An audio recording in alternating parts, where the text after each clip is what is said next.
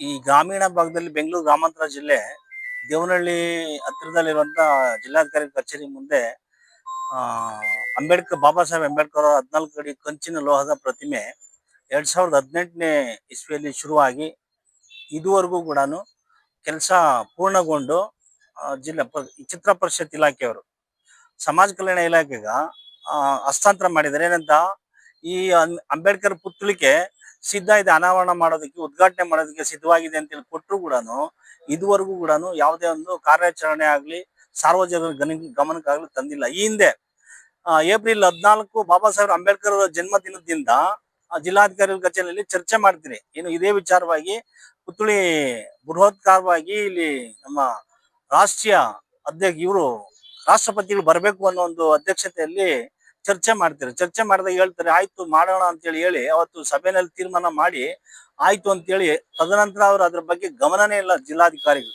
ಯಾಕಂದ್ರೆ ಎಷ್ಟು ನಿರ್ಲಕ್ಷ್ಯ ವಹಿಸ್ತಾ ಇದಾರೆ ಅಂದ್ರೆ ಈಗಿನ ಪ್ರಸ್ತುತ ಇರುವಂತಹ ಜಿಲ್ಲಾಧಿಕಾರಿಗಳು ಒಂದು SC ST ಗಳ ಬಗ್ಗೆ ಅರಿವೇ ಉಂಟಿಸ್ತಾ ಇಲ್ಲ. ಇನ್ನೊಂದು ಬಾಬಾ ಸಾಹೇಬ್ರ ಬಗ್ಗೆ ಸಂವಿಧಾನ ಕೊಟ್ಟಿರಿ ಭಾರತ ದೇಶಕ್ಕೆ, ಪ್ರಜೆಗಳು ಹೇಗಿರ್ಬೇಕು, ಸರ್ಕಾರ ಅಧಿಕಾರಿಗಳು ಯಾವ ರೀತಿ ನಡವಳಿಕೆಗಳು ನಡಿಬೇಕು ಅಂತೇಳಿ ಅಧಿಕಾರ ಕೊಟ್ಟಂತ ಮಾನ್ಯ ಶ್ರೀ ಕಾನೂನು ಸಚಿವರಾಗಿ ಕಾರ್ಯನಿರ್ವಹಿಸಿ ಅವರ ಅನೇಕ ಸೇವೆಗಳು ಭಾರತ ದೇಶಕ್ಕೆ ಅನೇಕ ಕೊಡುಗೆಗಳು ಕೊಟ್ಟಂತ ನಮ್ಮ ಭಾರತ ದೇಶದ ಆಸ್ತಿ ಬಾಬಾ ಸಾಹೇಬ್ ಡಾಕ್ಟರ್ ಅಂಬೇಡ್ಕರ್ ಅವರು ಅಂತ ಒಂದು ಪುತ್ಥಳಿಕೆಯನ್ನ, ಕಂಚಿನ ಲೋಹದ ಪುತ್ಥಳಿಕೆಯನ್ನ ಇವತ್ತು ಸಿದ್ಧ ಆಗಿ ಚಿತ್ರಕಲಾ ಪರಿಷತ್ನವರು ಹಸ್ತಾಂತರ ಮಾಡಿದ್ದಾರೆ ಸಮಾಜ ಕಲ್ಯಾಣ ಇಲಾಖೆಗೆ.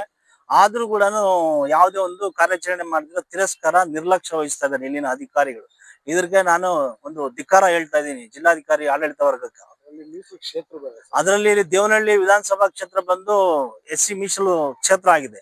ಅದ್ರಿದ್ರು ಕೂಡ ಸಚಿವರು ಕೂಡ ಇಲ್ಲಿ ನಮ್ಮ ಮೀಸಲಾತಿ ಕ್ಷೇತ್ರದಿಂದ ಗೆದ್ದಂತ ಆರಿಸಿ ಬಂದಂತ ಸಚಿವರು ಅವರು ಕೂಡ ನಮ್ಮ ಇದರನ್ನ ಒಂದು ಪುತ್ಥಳಿಕೆನ ಅನಾವರಣ ಮಾಡೋದ್ರಾಗ ಹಿಂದಟ್ಟಿದ್ದಾರೆ. ವಿಚಾರವಾಗಿ ನಾನು ಬಹಳ ಅಸಮಾಧಾನ ವ್ಯಕ್ತಪಡಿಸ್ತೀನಿ ಮತ್ತು ಬಹಳ ಖಂಡನೀಯವಾದಂತ ವಿಚಾರ ಇದು. ಮುಂದಿನ ದಿನಗಳಲ್ಲಿ ಇದೇ ರೀತಿ ಆದ್ರೆ ನಾವು ಉಗ್ರ ಹೋರಾಟವನ್ನು ಕೈಗೊಂಡು DC ಆಫೀಸ್ ಮುಂದೆ ನಾವು ಅಹೋರಾತ್ರಿ ಚಳವಳಿ ಮಾಡ್ತೀವಿ. ಪಾಳ್ಯ ಮುಂಡರಾಜು, ಜೈ ಭೀಮ್ ಸೇನೆ.